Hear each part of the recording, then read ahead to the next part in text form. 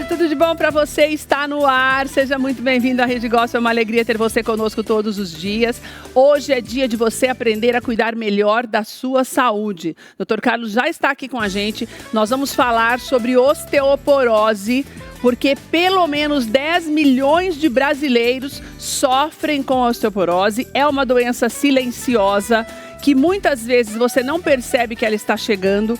Acomete pelo menos 50% das mulheres, uma a cada 3 mulheres, com mais de 50 anos, podem ter, na verdade, tem osteoporose. Algumas não percebem isso e a demora no diagnóstico pode causar problemas graves. Em contrapartida, pelo menos 20% das mulheres que descobrem que têm osteoporose já no início não têm um tratamento adequado, não conseguem esse tratamento adequado. Então é importante que você que é mais jovem ouça as orientações do doutor para evitar, porque é possível prevenir. E também você que já foi diagnosticado tem que tomar muito cuidado, porque o número de fraturas é muito alto e isso tem feito com que a qualidade de vida depois dos 50 anos diminua muito. Então fique aqui com a gente para você ter todas essas orientações. Aqui ao meu lado, a Annali já está com tudo pronto, porque hoje ela vai fazer um filé St. Peter na caminha de creme de cebola e também uma farofa de maracujá que está aí na tela, enchendo sua tela. Só que tem uma coisa que a Annali falou para mim que é muito legal que você saiba: a maneira ideal para você escolher o peixe e você entender a diferença entre alguns peixes, porque às vezes você pensa que tem um nome diferente e tem uma diferença muito grande, mas não, é só o nome. Então fique aqui que ela vai te dar todas as dicas para você comprar o peixe de maneira adequada, para você saber o que você está comprando e principalmente para você não ter problemas, porque o peixe você tem que comprar em lugares de confiança. A gente sempre fala isso, ela tem o dela, sempre dá as orientações para a gente, mas se você não tem, é melhor que você compre congelado, porque os riscos são menores para a sua saúde, tá? Nós vamos te ensinar tudo isso daqui a pouquinho. Mas eu vou começar o programa de hoje conversando com a doutora Mônica, porque nós vamos falar de algo extremamente importante também, que é a hepatite. E eu quero que você preste atenção nessa nossa conversa, por quê? Porque a hepatite A, ela deu uma aumentada muito grande em alguns lugares do país, principalmente em Juiz de Fora, em Minas Gerais, e aqui em São Paulo também. No caso de São Paulo, para você ter uma ideia, o que foi registrado neste ano e desde 2022 já vem tendo um aumento nos casos de hepatite A. Só que acendeu o alerta do governo, por quê? Principalmente do governo aqui do estado de São Paulo, porque os números de hoje, eles são maiores do que os de 97, quando houve um surto. Então, nós não estamos ainda neste surto, o doutor até está concordando aqui comigo, mas a gente vai falar sobre isso justamente para você entender que quando você vacina, o risco é muito pequeno e a gente tem visto uma queda na vacinação, principalmente das crianças, pelas fake news e por falta de informação. Doutora, obrigada por você estar aqui com a gente. Eu acho importantíssimo que a gente fale sobre isso.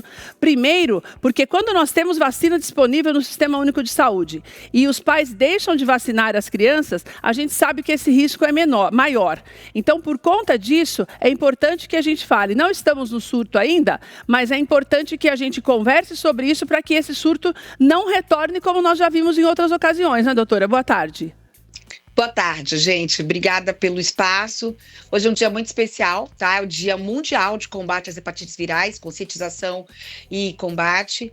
E é uma grande tristeza para a gente realmente hoje ter que voltar a insistir tanto com vacinação.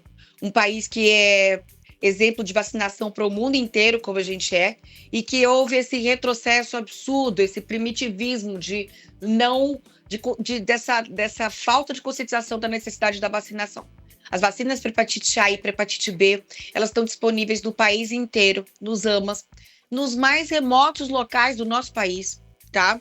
São vacinas completamente seguras, de alto poder de proteção, e que, por exemplo, a hepatite B, ela é de engenharia genética, ou seja, não tem nem partícula viral nela. É uma mimetização, a gente imita com a vacina o vírus e dessa forma o nosso sistema imune produz anticorpo contra esse vírus da hepatite B. Quer dizer, não tem nem reações que a gente possa... Se bem que não justifica, né, doutora? Dizer que, porque tem reação, também não vou vacinar, não tem nada que justifique a falta de vacinação, como eu falei, ainda mais sendo de graça, né, doutora? Mas não, falando disso, a gente pode dizer, não, mas nem isso não tem, né, doutora? Não, não tem. Mas o mais criminoso é que hoje a gente vê que crianças, né? Então, primeiro dia de vida em território nacional, toda maternidade tem que ter a vacina de hepatite A, de hepatite B. A criança recebe nas primeiras 24 horas de vida há muitos anos, há 20 anos no Brasil. E até isso caiu, porque muitos pais não aceitam a vacinação oferecida pelo hospital. Então, gente, é desesperador. Aqui em São Paulo, em um ano, de 94 para 90, de 2024 para 2025, crescimento em quase 90% dos diagnósticos de hepatite viral aguda. Que é a hepatite A, né, doutora? Hepatite A. A hepatite A que deu essa explosão, que é de transmissão oral fecal, ou seja, passa de pessoa para pessoa, tá? A hepatite B tem mais transmissão e a hepatite C também, o sangue e hemoderivados, né? Certo. Mas a hepatite A, gente, é de pessoa para pessoa. E agora, doutora, eu queria te perguntar uma coisa. Você falou dessa vacinação logo que a criança nasce. Quando essa criança é vacinada nesse momento, eu não preciso vacinar mais nem depois de grande ou existem outros momentos que eu preciso continuar vacinando? Olha, no caso da gente aqui no Brasil, né, a gente usou máscara direitinho, né? Por isso que a gente morreu menos de Covid até do que a maior parte dos países do mundo em média. A gente tem uma excepcional medicina, né, no Brasil e principalmente aqui em São Paulo. E por isso, muitas pessoas acabaram perdendo cobertura vacinal. A gente pode perder ao longo da vida, né?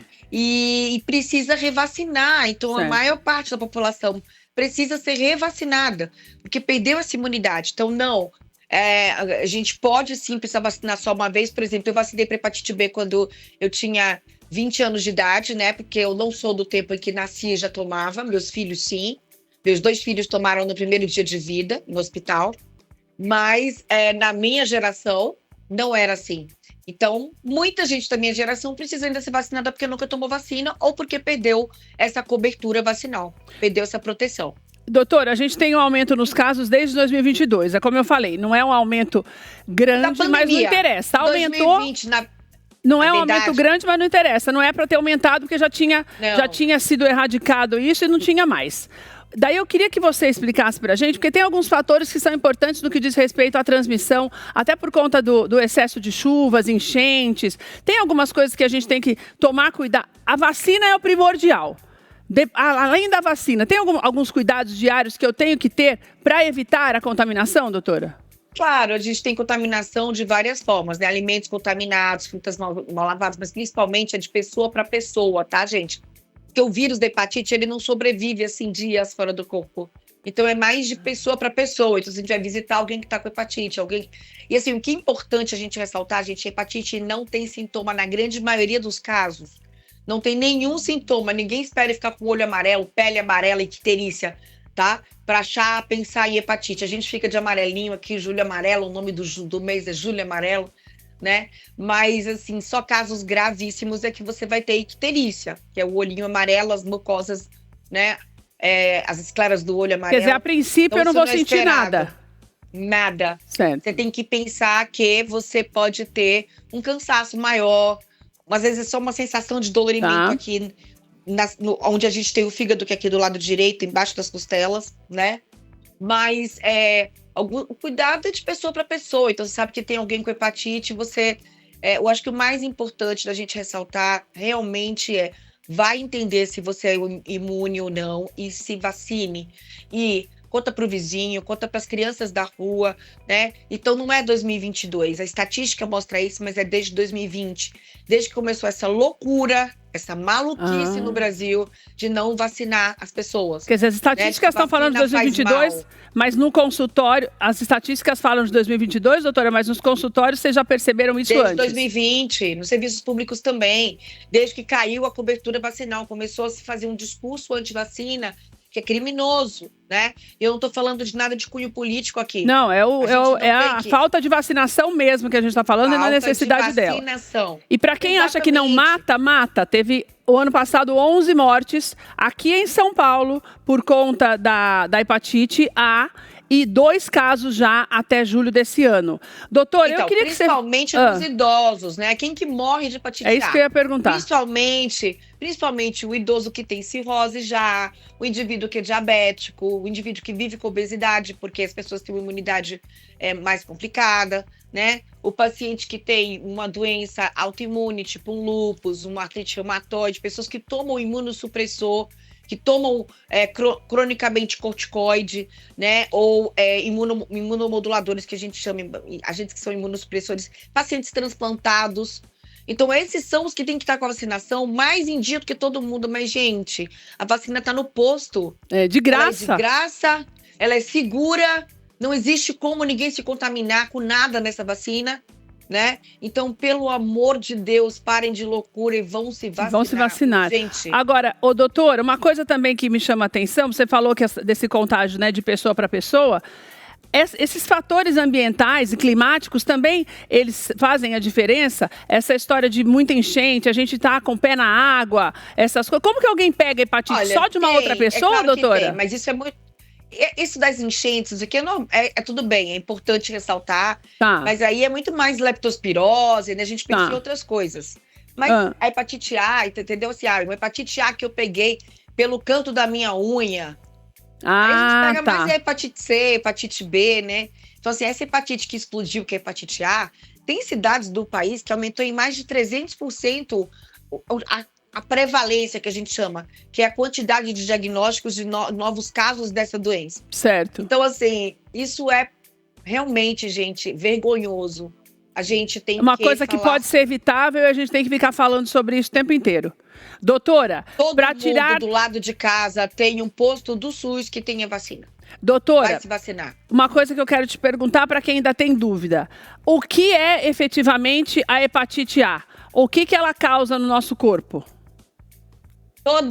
Todo o sufixo "it" na medicina fala sobre inflamação. Amidalite, hepatite. Então, a hepatite é um estado inflamatório, né, que esse fígado sofre, e ele pode ser causado por vários agentes, por exemplo, o álcool. Mas a gente está falando das hepatites virais. Então, qualquer vírus que a gente chama de hepatotrópico, ele tem essa afinidade pelo fígado e ele vai lá e causa uma atividade inflamatória, com necrose de porções do fígado e, no caso das hepatites crônicas, hepatite B e C, na cicatrização disso acontece a fibrose, que causa a cirrose, que causa o câncer de fígado. Então, hepatite C e hepatite B tem vacina, hepatite C não tem vacina. Mas a hepatite C, a gente tem tratamento pelo SUS, com um comprimido ao dia, com chance de cura próxima a 100% dos casos, desde 1995, né, que a gente cura essa hepatite. É lindo, né? Desculpa, 2005. Desde 2004 a gente tem os antivirais que são de ação direta, que não tem nenhum efeito colateral. Ninguém sente nenhuma dor de cabeça, nada, tá no SUS, é comprimido. Então, tem que fazer o teste, gente, ou para vacinar ou para tratar. É pelo SUS que a gente está falando, é um orgulho nacional, tanto as vacinas todas que a gente tem de alta excelência em confiabilidade e curabilidade desses vírus, né? De tratamento, quanto de proteção vacinal. Doutora, então no caso da hepatite A, mesmo que eu não sinta nada, se eu tiver um cansaço além do normal, é bom. E quando eu vou fazer, por exemplo, um check-up no final do ano, tem algum exame que vai detectar? Claro, claro. Sorologia para hepatite A, para hepatite B, para hepatite C, né? Se você é zona de risco, já tem hepatite B, tem a hepatite delta. Então, que seria a hepatite pelo vírus delta, ela só acomete indivíduos que já têm o vírus B no organismo. É mais comum no norte do país. E a hepatite por vírus Z também tem teste sorológico, né? Mas, assim, a hepatite E, ela tem um risco maior de morte no terceiro trimestre de gestação. Certo. Então, é bem importante, na gestante, principalmente, a gente testa tudo, faz parte do aconselhamento, né? Do acompanhamento pré-natal dessa mulher que está grávida. Essa criança precisa ser protegida. E, às vezes, a gente faz o tratamento já na mãe, mesmo grávida, para a criança não nascer contaminada. Doutora, quero te agradecer demais por estar aqui com a gente mais uma vez e poder trazer orientações tão importantes. E que fique para você esse aviso mesmo da doutora Mônica, para que cada vez mais a gente entenda a importância e, mais do que isso, a eficácia da vacinação no nosso país. Nós estamos falando de nada em testes. Tudo comprovadamente, né, doutora? Comprovado cientificamente da eficácia. Então simplifica a vida, gente. Agradecer. Obrigada, viu, doutora? Eu que te agradeço. Posso deixar os arrobas da gente? As Já mídias tá, sociais, tá? já vou deixar, já vou colocar aí na tela, que eu já tenho tudo aqui para você, que é o Instituto Mônica Viana. Tem também o telefone para agendamentos que está aí na tela, que é o 97436-7967. Lá no Instagram da doutora tem muitas informações importantes. Então segue a doutora para você entender Mas, ainda além melhor. de seguir a doutora, você tem também, né? @APEF, Associação Eles não tinham me Paulista para Estudos passado. do Fígado. Eu sou vice-presidente da Paulista de Fígado, tá? E eu sou diretora da Brasileira de Fígado, que é @SBH Hepatologia. Sigam as nossas mídias, compartilhem com o nosso conteúdo, tá? As nossas mídias são para levar a informação aos lugares mais longínquos desse país. Para quem não pode, principalmente, pagar a consulta para um hepatologista e quer ter informação de ponta. @SBH Hepatologia, @APEF, Paulista de Fígado, SDH Hepatologia, tá aí, nós vamos colocar na tela. De bola, H de hepatologia, e a PEF, Associação Paulista para Estudos do Fígado. Muito obrigada. Doutora, obrigada a você. É uma alegria ter você com a gente, viu? Um beijão para você, bom trabalho. Muito obrigada. Venha pessoalmente da próxima vez, doutora. Me convida que eu vou. Beijo, beijo. Um beijo, obrigada. Tchau, tchau. A importância da vacinação. A nossa conversa com a doutora Mônica vai ficar disponível no nosso canal no YouTube, no TV Tudo de Bom para você, para que você tenha a oportunidade de entender melhor a importância da vacinação, para que você já se previna e previna também toda a sua família das hepatites, especialmente da hepatite A, que está em crescimento mais uma vez. Vem para cá comigo, já está até pertinho para sentar aqui perto do doutor. Doutor, seja bem-vindo. Muito obrigado, uma Keila, alegria. Obrigado pelo convite. E o bracinho aí, doutor? Meu braço está recuperando, eu aprontei recuperando aí. devagar. O doutor estava comentando com a gente que fez uma cirurgia, ele é especialista, doutor ortopedista, especialista em cirurgia de mão, e quebrou a mão, teve que ali escolher o médico que ia fazer, né, doutor? O que te ensinou. Foi um antigo professor, foi meu professor que me ensinou a cirurgia de mão. Olha só. Doutor, obrigada por você estar com a gente mais uma vez. Pedi para o doutor Carlos vir hoje, porque nós vamos falar um pouquinho também da osteoporose. É importante que você entenda que algumas doenças são totalmente preveníveis, como nós falamos com a vacinação, mas outras não. É o teu estilo de vida, a tua alimentação, a maneira como você escolhe viver é que vai decidir como você vai ser quando envelhecer. Existe uma preocupação muito grande na sociedade brasileira de ortopedia também, por conta desse número absurdo. Tanto que você tem uma ideia, não existe um número exato. São 10 milhões de brasileiros acima de 50 anos que têm osteoporose. Não, esse número pode variar de 10 a 15 milhões de pessoas. 1 a cada 3 mulheres é um número bastante alto. O número entre homens é um pouco menor, mas as mulheres, depois da menopausa, é que estão sentindo mais. Então é importante que a gente fale sobre isso para você entender que esse desgaste ósseo, ele causa muitos outros problemas que comprometem demais a qualidade de vida na velhice, né, doutor? Exatamente. E, na verdade, Keila, a gente fala nesse número de pessoas com osteoporose, mas naturalmente todo mundo vai ter, nas fases mais avançadas de vida, uma perda de massa óssea. É que muitos não vão chegar ao nível que a gente define como osteoporose, mas existe uma perda de massa óssea. E por isso que é muito importante a gente fazer a prevenção. Existem diversas medidas, em último caso medicamentosas até, mas existem antes medidas de hábitos de vida que a gente pode fazer para diminuir essa perda de massa óssea que poderia chegar a ser classificada como osteoporose. Então porque a gente tem um índice que chama T-score na medicina, então que é baseado na média da densidade óssea de um indivíduo jovem, dos indivíduos jovens, e é comparado. Se você tiver muito além disso, o T-score que a gente fala até 1 é considerado dentro da variação normal. E doutor, como é que é visto isso na densitometria? Na densitometria óssea, exatamente. Agora, então, a pessoa mais jovem, ela pode ter um problema, uma osteoporose? Não é normal, não é normal, não é comum, mas pode acontecer, doutor? Mas daí já dá sinais, né? Mas, na verdade, o que a gente está falando da média das pessoas jovens é como uma referência. Tá. Ele é usado como um valor de referência.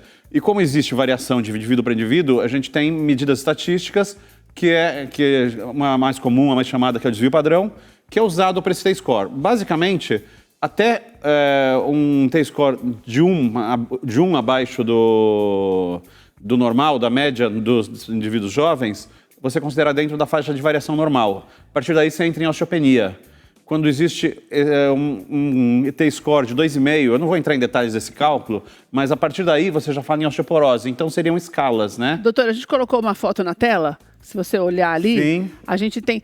Me dá a impressão, para quem é leigo, que é como se o osso da gente fosse ficando poroso mesmo, doutor? Exatamente, o nome é como se ele esfarelasse, doutor? O nome é autoexplicativo. Ele vai, o osso, ele naturalmente, ele tem trabéculas.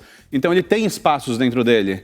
Então, você tem osso e tem espaços vazios dentro dele, que são muito pequenos. E eles vão aumentando. Agora, doutor, isso só acontece porque é a lei da natureza ou...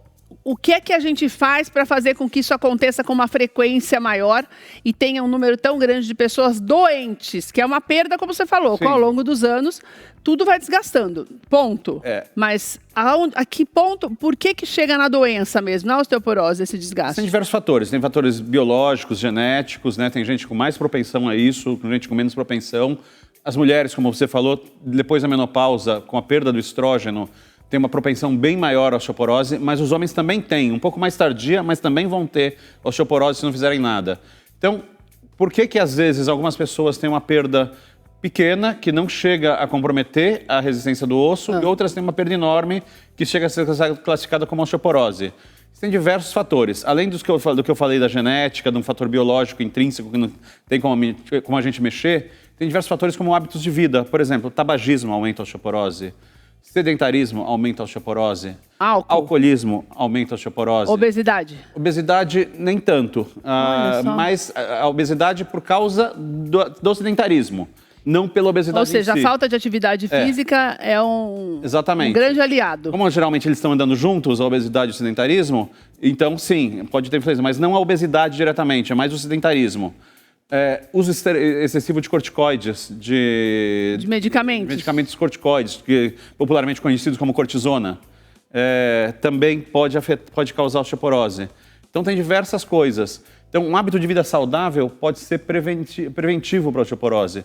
E esse indivíduo tem uma pequena perda de massa óssea com envelhecimento, mas nunca chegar a ter uma osteoporose ou ter uma fratura por causa disso. Agora, doutor, por exemplo, a tensiometria, como você disse, ela consegue identificar uma possibilidade de eu desenvolver a osteoporose no futuro? Por exemplo, se eu começo a fazer um exame como esse com 30 anos de idade, nesses níveis todos que tem, porque lá, acho que quando a gente pega o exame, a gente vê que no caso da densitometria sempre tem alguns sinais, parecem uns gráficos. Ali é possível detectar uma possibilidade de eu desenvolver a doença? Uma densitometria única que seja normal, não, vai ser difícil. Mas se você fizer tem o hábito de fazer todos os anos, você observar que está havendo uma queda dessa massa óssea, sim, você pode dizer que esse indivíduo está se encaminhando para uma osteoporose. E daí, se eu sou mais jovem, eu consigo reverter isso, doutor? Ou é uma doença que não tem cura? Reverter é muito difícil. Você consegue estagnar esse processo. Isso tem você medicamentos? consegue. Isso se é jovem, né, doutor? Não, mesmo no paciente idoso, você vai fazer com que ela não piore, com que pare de progredir. Mas a prevenção, de preferência, começa na juventude. Então, por exemplo, atividade física, principalmente atividades que você vai lidar com a gravidade, então caminhada, corrida, por exemplo, musculação também. Musculação é fundamental. A musculação vai prevenir a perda de massa óssea, a osteoporose, e vai prevenir a sarcopenia, a perda de massa muscular também associada ao idoso. Então, é fundamental para uma longevidade e para uma longevidade sadia, para você chegar idoso com saúde, com energia, com independência, você praticar o quanto antes começar a praticar. Começar mais cedo. Mas eu já tenho 60 anos e nunca fiz atividade física. Tudo bem, começa agora. É melhor do que não começar. Agora, doutor, a gente tem uma expectativa de vida uma expectativa de um aumento muito grande de casos de osteoporose até 2030 e também já tem estatísticas de 2050. Não é desinformação. Você acha que essa falta de cuidado mesmo antes dessa idade mais com risco maior e por conta disso essa previsão tão negativa, doutor? Eu acho que assim, uma coisa é você ter informação, outra coisa é você botar em prática. Então faltam campanhas educacionais, falta facilitar. A gente fala muito, mas não tem. Tem pessoas de certas faixas de renda, elas têm muita dificuldade para ter uma academia, para conseguir fazer uma musculação. Hoje nem tanto, mas antigamente era mais. Mas quanto mais essa pessoa tiver acesso a um exercício físico fácil, disponível, estímulo a fazer, melhor, em termos populacionais, mais a gente vai prevenir. Tem um outro fator que você falou aí, que a gente realmente se projeta que vai aumentar a porcentagem de osteoporose na nossa população, porque também a nossa população está envelhecendo. Isso também, então a pirâmide da população está modificando. Estamos vivendo mais, né, doutor? Estamos vivendo mais e a porcentagem de idosos dentro do total da população está aumentando. Doutor, agora eu queria estender um pouco essa história para as fraturas. Sim. Porque o número de fraturas ele tem assustado a Sociedade Brasileira de Ortopedia, o Ministério da Saúde fala sobre isso, porque a gente já tem dados de pelo menos 50% das mulheres com mais de 50 anos de idade correm o risco de cair e por conta da osteoporose. A gente até tem um videozinho passando para você que está vendo aí, e os homens também, mas a gente está falando mais das mulheres, porque as mulheres são mais suscetíveis, como o doutor explicou. Doutor, isso acontece porque esse enfraquecimento ele pode causar problemas maiores mesmo? É mais difícil a cicatrização ou o osso fica mais frágil? Não, curiosamente, a consolidação óssea, que seria a cicatrização do osso, ela não tem uma diferença grande entre a osteoporose e o osso normal. Na cicatrização, não? Não, ele tem mais facilidade para quebrar. Por quê? Porque a osteoporose ela é uma doença... Nosso osso é um organismo dinâmico, ele não é um organismo estático, não é um pedaço de... não é uma peça de cálcio lá... Tipo um a gente está até mostrando um osso quebrando ali no vídeo para você que está em casa ver. O osso é um tecido vivo e dinâmico, então ele está o tempo todo sendo formado e reabsorvido, formado e reabsorvido. Existem células específicas para isso. O osso é formado por células chamadas osteoclastos e reabsorvido por... células chamadas osteoblastos e reabsorvido por células chamadas osteoclastos. A osteoporose ela é uma doença por uma atividade excessiva do osteoclasto. A osteoporose é causada por uma excessiva reabsorção óssea. Não é por falta de produção de osso. Ou seja, então eu vou cair, vou quebrar, vai cicatrizar, vai refazer. Vai cicatrizar. Mas eu vou cair mais vezes por conta dessa fragilidade, é isso, doutor? Não, é que associado a osteoporose, como ela é do paciente mais idoso, o idoso ele tem menos equilíbrio, o idoso também tem aquela questão que eu te falei da perda de massa muscular, a sarcopenia, isso aumenta a facilidade dele cair. Então você também tem que fazer uma higiene do ambiente para o idoso para diminuir o risco de queda. Por exemplo, botar tapete que não escorrega, botar barra no banheiro, botar luzes de ativação por movimento para quando ele levantar da cama já acender uma luz. Coisas que para prevenir a queda. O idoso, não só ele tem um osso mais frágil, como ele tem um risco maior de queda. Para você ter uma ideia, tem uma associação que é a IOF, que é uma associação internacional, que faz vários levantamentos ligados à ortopedia, à osteoporose. No Brasil, pelo menos, todos os anos, cerca de 400 mil pessoas caem e fraturam alguma coisa por conta, algum órgão do corpo, algum osso, aliás, por conta desta fragilidade. Quer dizer, é um número assustador, porque se tem um número muito grande, o atendimento é complicado, então daí você vai criando outros problemas, principalmente você quando tem uma fratura no quadril, né, doutor? Sim. Que são problemas ainda maiores. Quer dizer, essa prevenção que o doutor está ensinando pra gente, não é para você... Lógico, você pode começar a qualquer idade, mas se você começar a olhar lá atrás, quando você ainda tem 30 anos de idade, faz os exames todo ano, começa a identificar alguma coisa, começa a fazer o tratamento, tem uma alimentação adequada, pratica atividade física, que é importantíssimo, todo mundo tem que praticar atividade física, né, doutor? Fundamental. Até se você tem um problema de saúde, o seu médico vai dizer o que você pode ou não fazer. Mas o que não pode é ficar sem fazer, né, doutor? Exato, não é uma receita de bolo. Sai fazendo uma musculação, pegando igual para todo uma tonelada, sai correndo. Não, é uma coisa que o médico vai individualizar. Se esse paciente tem alguma restrição, alguma limitação. Muitas vezes a pessoa que tem osteoporose também tem artrose. Tá? Então, às vezes a gente até orienta muitas vezes exercício na água, exercício sem impacto. E aí é até ruim, né? Para articulação é bom, exercício na água, exercício sem impacto. Mas para osteoporose é o contrário. O exercício com pequeno impacto controlado, com peso, sustentando o próprio peso contra a gravidade, ele favorece a formação de osso, a estimulação do osso. Então, você vai ter que individualizar conforme aquele paciente, com a necessidade dele e com as limitações dele. Orientação serve para os idosos com mais de 80 anos, dentro da limitação deles, também pode continuar fazendo, né, doutor? Todo mundo tem que fazer. Mesmo o idoso, se ele fizer, ele não vai fazer com o mesmo peso de um paciente de 40 anos de idade, 30 anos de idade. Ele vai fazer com peso menor, mas ele vai ter que fazer uma musculação, vai ter que fazer um fortalecimento. Às vezes a gente bota o Pilates também. O Pilates ele não previne a osteoporose por ele não ter impacto, mas ele aumenta o equilíbrio, ele diminui o risco de queda, por exemplo. Então, você tem que individualizar esse tratamento. Eu tô rindo aqui porque eu me lembrei que o Rafael Maffei, que é um personal, ele é, aliás, um beijo pro Rafael, ele vem aqui às vezes e ele se especializou em treinar idosos com mais de 90 anos. Então ele vai até a casa dessa... Estou falando isso para você, tá lá no nosso canal também, mas para você entender que não tem idade. E dentro das limitações de cada um, ele desenvolve programas de atividades físicas e esses idosos com 95, tem idosos com 96, 97 anos, que estão ali fazendo 3 vezes por semana, tendo aquele equilíbrio, porque a maior preocupação é a queda, como o doutor explicou. Sim. Quer dizer, você precisa entender que se Deus nos tem dado mais anos de vida, a gente tem que ter saúde para aproveitá-lo da melhor maneira possível, né, doutor? Não adianta nada viver mais tempo no hospital. Viver numa cama não é uma vida que a gente quer. A gente quer viver mais de maneira saudável, praticando atividades, viajando, passeando. A hora que a gente se aposenta, a gente quer viajar, é verdade. Né? Passear, bater perna. Está aposentando cada vez mais tarde também, né? Doutor, os tratamentos, os medicamentos são eficazes para o controle da doença, para quem descobre depois de muito tempo e já tem os ossos bastante comprometidos? Eles são eficazes hoje? Eles conseguem retardar a perda de massa óssea.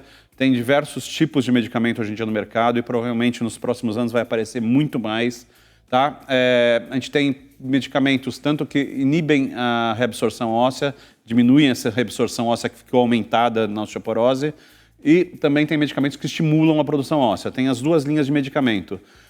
São medicamentos que, principalmente os mais comuns, a classe mais comum, que são os bifosfonados, o alendronato, o risendronato, eles são medicamentos que têm um pouco de dificuldade para tomar, eles dão azia. Você tem que tomar em todo jejum, cuidado. Esperar, não pode deitar, não são muito agradáveis, mas eles são eficazes sim. E doutor, para a gente encerrar, a osteoporose, ela tem alguma coisa a ver com a pessoa que tem essa doença? Ela pode desenvolver com mais facilidade um câncer ósseo, por exemplo, ou não tem nada a ver? Olha, o câncer ósseo, ele tanto pode ser um câncer primário quanto um metastático, principalmente o metastático, se ele tiver um osso com fragilidade, ele vai ter uma maior facilidade para se espalhar lá. Sim. Por isso que é preciso estar sempre atento e fazer os exames pelo menos uma vez por ano, a densitometria, doutor? O ideal? Não é necessário ser uma vez por ano. Assim, se a pessoa tiver uma osteoporose, a cada 2 anos, se não tiver nenhum sinal, a cada 5 anos é suficiente. Não tem necessidade de fazer. Não é necessário fazer anualmente, a não ser que já tenha um quadro muito grave que o fator hereditário também pesa, doutor, nesses casos? Pesa, a hereditariedade pesa. Quem tem histórico na família tem que ficar mais atento. Quem já tem histórico de das fraturas clássicas da osteoporose nos pais, tem que ficar mais atento que provavelmente ele tem um fator genético que predispõe a ele a ter mais facilidade de desenvolver a osteoporose. Então, as fraturas clássicas da osteoporose são as fraturas de coluna, que o paciente vai ficando curvado, né? Quando o paciente começa a ter a dor na coluna, ele não é a osteoporose que está doendo. A osteoporose não dói. A dor é quando a osteoporose evolui para uma fratura. Ela causa a dor. A dor é da fratura. Então, ela predispõe a fratura. Entendi. Mas enquanto não houver a fratura, ela é silenciosa. Esse é o grande problema. Que é o grande problema, porque daí você não está percebendo nada já está acontecendo sem que a gente perceba, né? E aí começam a acontecer as fraturas. Então, as fraturas de coluna, de vértebras, a fratura do fêmur proximal, que é uma das mais graves, que tem uma alta mortalidade. No segundo ano de vida, pós-operatório de uma fratura de fêmur, você chega a ter quase 50% de mortalidade. É impressionante. Quanto mais velho, parece que, né, doutora, ainda maior esse risco. A fratura de fêmur, principalmente porque ela interfere muito na mobilidade. E o idoso tem que se mexer. O idoso que não se mexe, ele fica acamado, ele tem maior risco de uma série de doenças. De trombose, pneumonia, uma série de coisas. Mas você também tem fratura do punho, que também é clássica da osteoporose, não só, quer dizer, a gente tem um monte de gente que não tem osteoporose, tem fratura de punho. Mas é muito comum a fratura do punho no paciente com osteoporose. E a fratura do ombro também, do húmero proximal, que a gente chama, que é o osso do braço bem aqui em cima. Também é clássico da osteoporose. Toda atenção é pouca, né, doutor? Exatamente. Doutor... Desculpa. Não, pode falar. Quem tem histórico de uma dessas fraturas na família tem que ficar mais atento. Mais atento, né? Doutor, obrigada, viu? Muito obrigado. Uma alegria ter você aqui mais uma vez. Fica aqui com a gente para experimentar nossa receita. Tá ótimo. Olha, vou deixar os contatos do doutor. O doutor coloca também muitos artigos importantes lá no Instagram dele, que é o DR Carlos Sedano. Mas você também pode marcar a tua consulta com o doutor. Vou deixar o telefone para agendamento, que é o 93-305-8210. 93-305-8210. Está aí na tela para você fazer o agendamento através do WhatsApp. Mas siga o doutor no Instagram para você se informar melhor de todos esses assuntos ligados à ortopedia. Doutor, obrigada mesmo. Muito Viu? Uma obrigado alegria ter você com a gente. Vamos lá para a nossa cozinha fazer a receitinha de hoje? Vem para cá que eu já vou conversar com a Ana Lia. Olha que lindo que ficou. Meu Deus, adoro farofa. De maracujá e bacon ainda. Seja bem-vinda, minha querida. Que alegria ter você de volta mais uma vez. Eu que agradeço. A Ana Lia está sempre aqui com a gente, sempre trazendo os peixinhos. Agora, eu não quis falar na abertura do programa o que a Ana Lia tinha me falado, porque ela falou, Keila, você sabia que o St. Peter nem é parente da tilápia, porque é a mesma coisa. É a mesma coisa. Não são nem parentes, porque é a mesma coisa. Depois eu fui ver, eu não sabia disso. É. E é o mesmo, mas eu pedi para a Ana Lia falar um pouco mais sobre isso, e ela trouxe aqui os peixes, porque é o que eu falei para você. Ela tem um lugar de confiança que ela compra o peixe fresquinho. Mas você precisa estar atento na hora de comprar peixe, porque se você não tem um lugar de confiança, é muito perigoso para a saúde. Isso Exatamente. É ponto pacífico. Todo mundo sabe disso, né, Ana Lia? Peixe é muito sensível, principalmente a temperaturas, né? Armazenamento, a temperaturas. Então, nós sempre focamos em ter um lugar de confiança, né? Vamos lá falar do St. Peter e da tilápia. Vamos. Eu vou até te contar essa história que é engraçada. Que eu me lembro que quando surgiu o St. Peter, eu vi as pessoas fazendo receita e usando o filé de St. Peter, e eu procurava esse peixe em todos os lugares. E não achava? Não achava. Até que um dia, dentro de uma peixaria, a pessoa me explicou. Ele falou, não, o St. Peter, ele é a tilápia. Mas é um corte diferente da tilápia? É uma linhagem diferente, porque a tilápia, assim como a maçã, por exemplo, nós temos maçã Fuji, a maçã, né, todos os tipos de maçãs. Então, eles têm algumas características pequenininhas que diferenciam. Então você vai observar aqui, olha como eles são bem parecidos. Eu só achei que ele é um pouco mais claro que o outro. Se você olhar, eu não sei se aí na tela, não sei se é que dá a impressão não, dá sim a diferença, na outra tela eu vi. Se você reparar bem, este daqui, ele é um pouco mais escuro do que este. Deixa eu tentar fazer assim para você que está na tua casa ver, que eu vou mostrar, os meninos estão mostrando aqui, ó. Não sei se você que está na tua casa consegue ver que este daqui, ele é um pouquinho mais escuro. Principalmente no centro, né? Principalmente no centro, exatamente. Mas é a qualidade dele, né, Ana Lia? Não altera o sabor. Não, o sabor é muito parecido também. Ele é levemente mais suave, mas é muito pouco. Qual é mais suave? O St. Peter. St. Peter, tá. E ele eles preparam ele com um corte diferenciado também, já justamente para causar essa boa impressão. O preço normalmente sobe e eles têm essas características, mas é a mesma tilápia. Inclusive, onde eu compro, entendendo essa pequena proposta, diferença também é a proposta? Eles têm o mesmo preço. Então, lá, né? Mas você pode comprar, você pode achar o St. Peter mais caro em algum lugar do que a tilápia por causa do nome glamouroso. Eles colocaram um nome comercial. É bem esperto esse negócio, porque eu achei que era bem diferente mesmo. Não, é o mesmo peixe. Por onde começamos, meu amor? Vamos começar colocando bacon para fritar. Tá. Você me ajuda ligando aqui? Lógico, peraí. Aqui. Vou deixar o bacon fritando e nós vamos preparando o peixe. Peraí, que eu já vou... Pronto, deixo bastante. Pode deixar alto, porque estava desligado, né? Até esqueci de ligar para você. Pronto. E aí eu vou colocar o bacon aqui para fritar. Vou só colocar um fiozinho de azeite, porque esse bacon, ele tá bem... pouquíssima gordura. E esse queijo amarelinho que você trouxe, qual é? É um parmesão. Nossa, tá tão bonito. Para finalizar.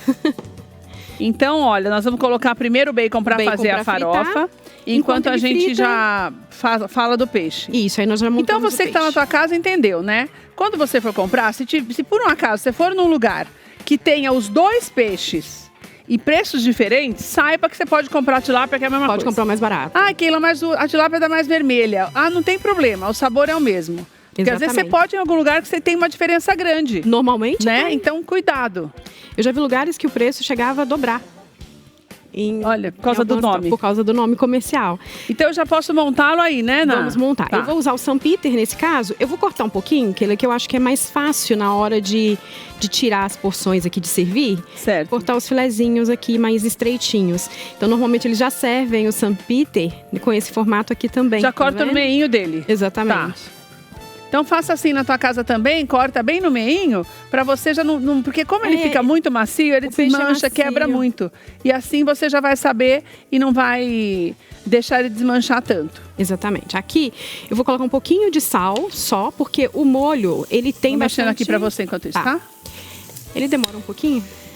Eu vou colocar pouquinho sal aqui, Keila, porque o meu molho, ele é salgadinho, né? Menina, e que bacon bom que você pegou, que não tem nem gordura, olha. Por isso que eu coloquei um pouquinho de azeite. Não, e a delícia do aroma do bacon, né, menina? Como é gostoso, né? Olha que bacon mais bonito. A gente vai jogar uma manteiguinha aí também. Gente, olha que bacon lindo.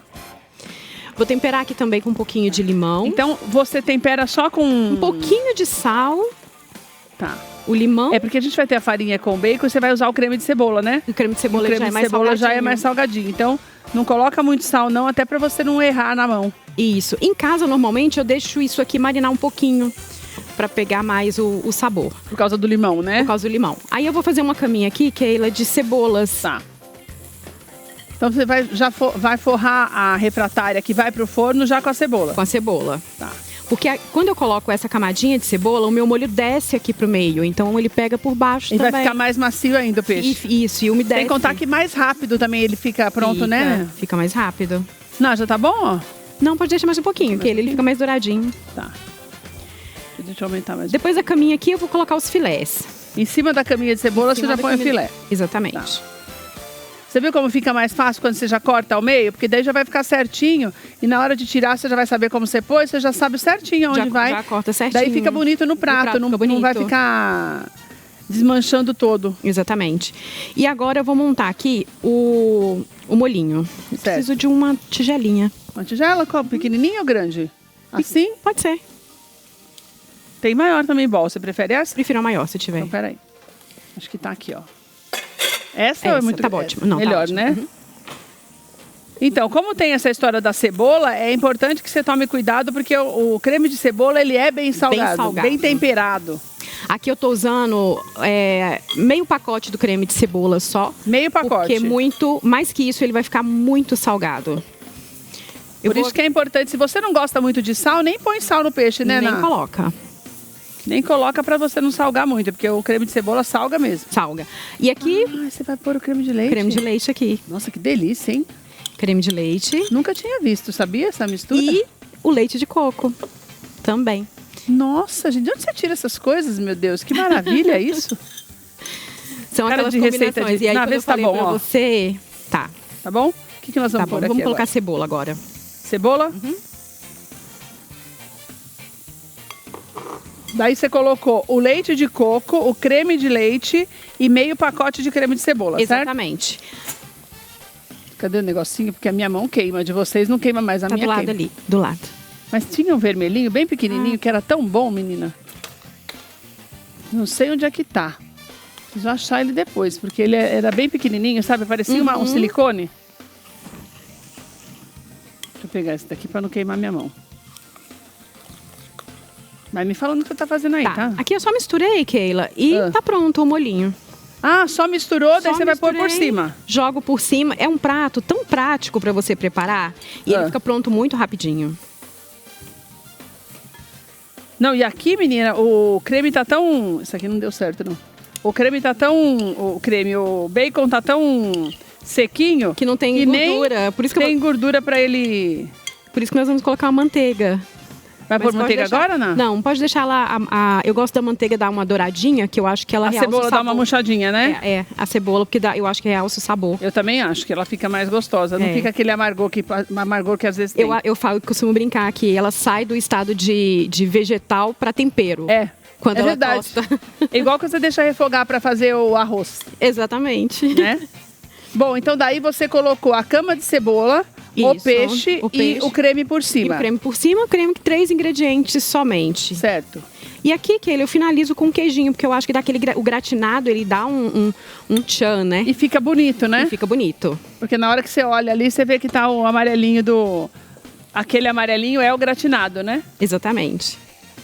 Daí você já coloca bastante o queijinho. Você não gosta de comprar o queijo ralado, né, Ná? Não, eu gosto assim, ou se eu comprar... Menina, eu adorei esse ralador, olha que lindo. Ele é uma maravilha.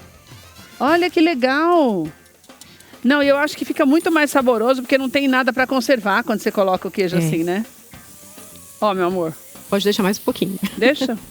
E esse vai pro forno, não? Vai pro forno. Quanto Posso tempo? colocar 30 Pode? minutos, 35 até 30 gratinar. minutos no Gratinou forno. por cima, tá Tá. pronto. A Annalise já trouxe um pronto porque a gente sabe que não dá tempo de ficar, mas você Exatamente. deixa... O parâmetro dele, é o douradinho? É o douradinho. Ficou douradinho, a gente já sabe que tá bom, Já tá né? bom. Ó, meu amor, segura com esse daqui que eu não achei o negocinho, senão vai queimar sua mão. Porque a minha queima, tem gente que você Ó, o põe a mão cheirinho às tá vezes... bom, ó. Não, tá demais. Então você vai deixar bem a cebola, no caso desse bacon, porque se você colocar o bacon mais gordo, rapidinho a cebola já cozinha nessa gordura. Já. Como a Annalise Aqui. optou por esse mais saudável, com menos gordura, então você joga um fiozinho de azeite e deixa ele douradinho e você vai ver que a carninha dele ficou bem douradinha também. Exatamente. Que é a maneira de você fazer a farofa da melhor forma. E eu vi que você coloca 2 farinhas, né? Ou Então, aqui é vou o creme de colocar... cebola? Não, aqui é uma farinha só. Eu tô usando a farinha de mandioca, a farinha biju. Ah, que é uma delícia. É uma delícia. Mas eu falo que na farofa a farinha é opcional. Ela vai com o seu gosto. Se você quer ela mais crocante, uma farinha panko. Se você quer ela no tradicional, a farinha de mandioca.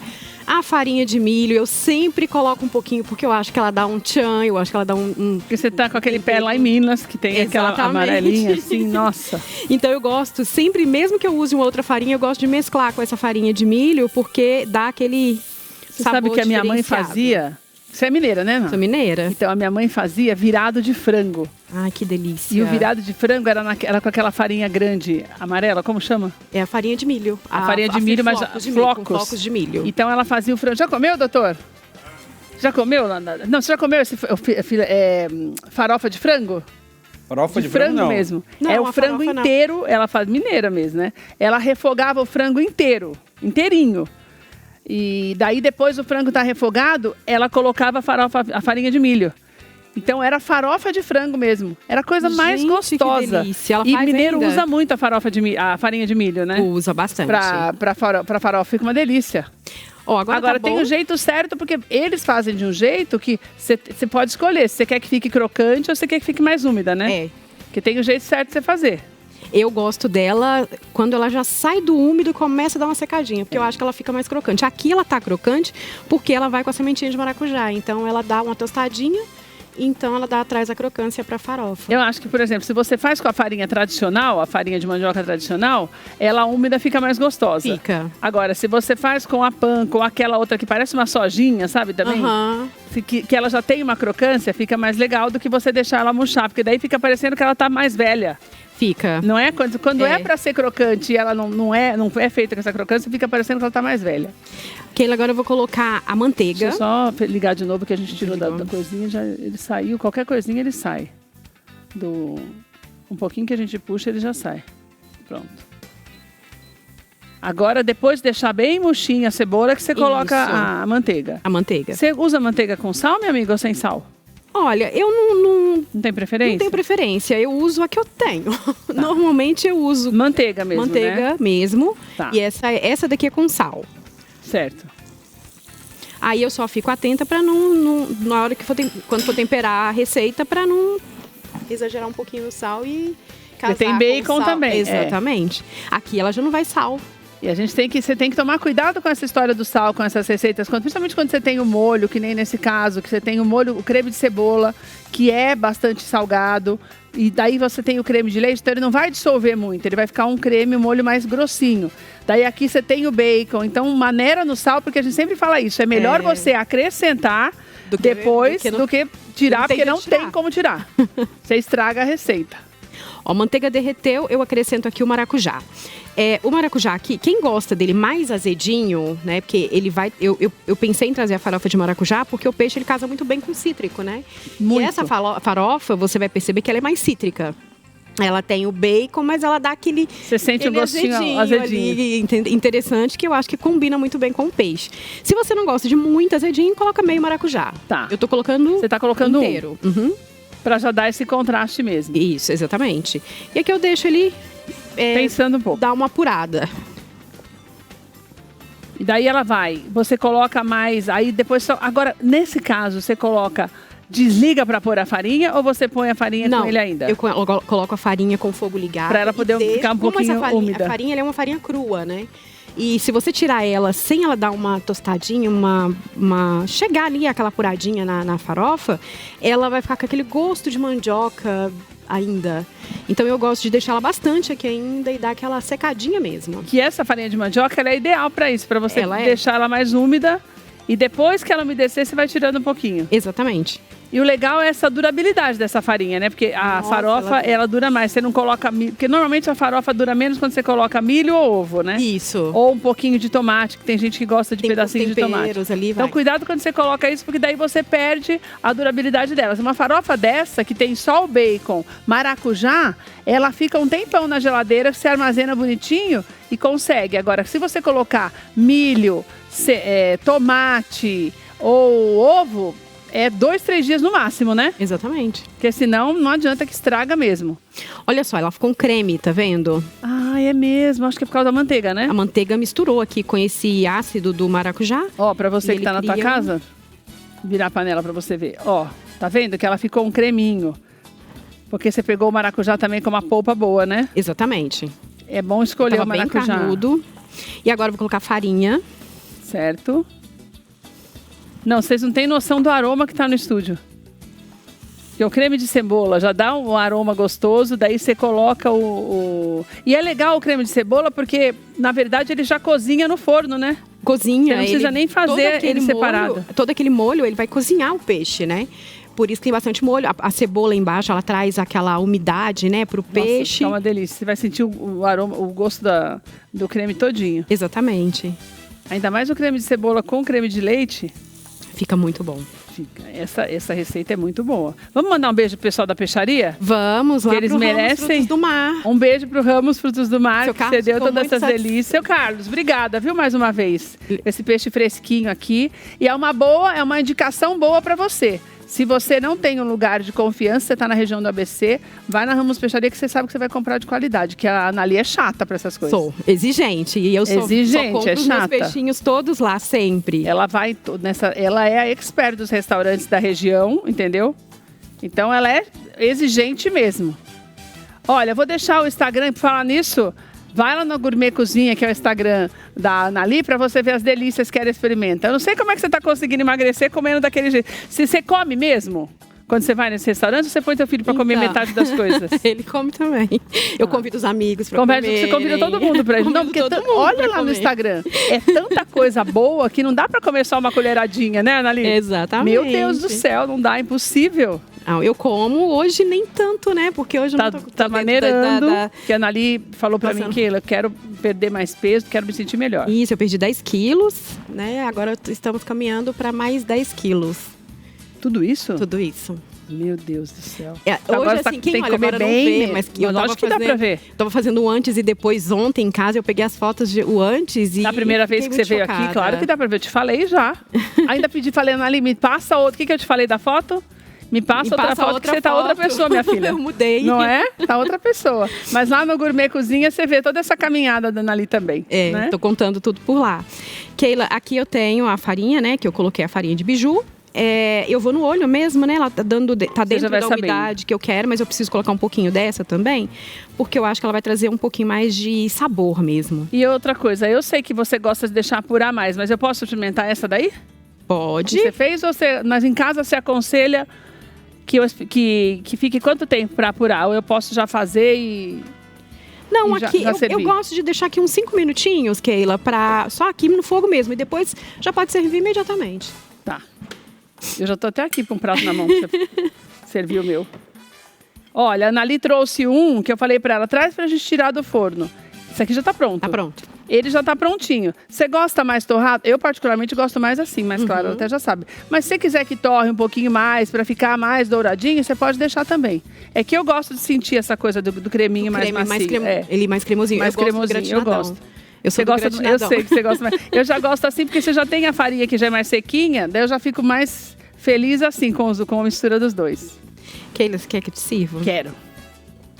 Saindo do fogo, direto. Meu Deus, que delícia. Olha. Mais um bacon. Ah lá, já tô esperando bacon. Mas você que corta o peixe, tá, Ana? Porque eu não sei cortar não, senão eu vou desmantelar. Vou tirar daqui pra não queimar. Olha que delícia. E eu gostei até do combinado da cor, sabia? Do peixe com a... Ficou. Ficou lindo. Olha que bonito.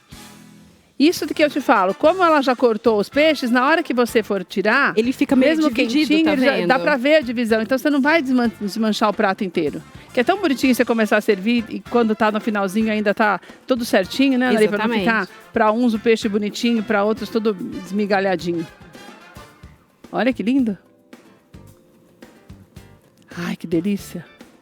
Meu Deus do céu. Olha. Dani, eu vou pegar mais um pouquinho de creme, assim, ó. Tá. Olha lá. Tem uma cebola, porque a cebola fica bem Ai, com a gostosa cebola, também. gente, o queijo e tudo, ó. Não, vocês não têm noção do aroma. Doutor, tem pra você aqui, que o aroma tá Opa. demais, né, doutor? Experimentar assim. Meu Deus do céu.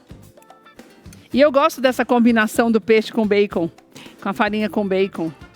Fica diferente. Tá quente, eu tô fazendo uma horinha aqui pra poder... É verdade, os dois Tá, estão quentes. os dois. Um saiu do forno e o outro... Vou pegar aqui. Eu fui cortar um pedaço do bacon e não saiu o peixe. Meu Deus, que delícia. Tô brigando com o peixe aqui pra pegar o peixe e o bacon ao mesmo tempo. Foi. Ai, meu Deus. Quer um pedacinho? Aguenta aí, espere um pouco, Jesus está chegando e trazendo seu socorro. Aguenta aí. Meu Deus, que espere um delícia. pouco, não vai demorar e você vai sorrir de novo. Aguenta Olha, a combinação, gente, aí um pouco, Jesus dali ficou muito bom. chegando e trazendo seu Não, sem contar esse peixe branquinho assim, né? Fica. espere um pouco, não vai Sua mãe que gosta de um peixe mais branquinho, né, que ele. Só gosto de peixe branco. É.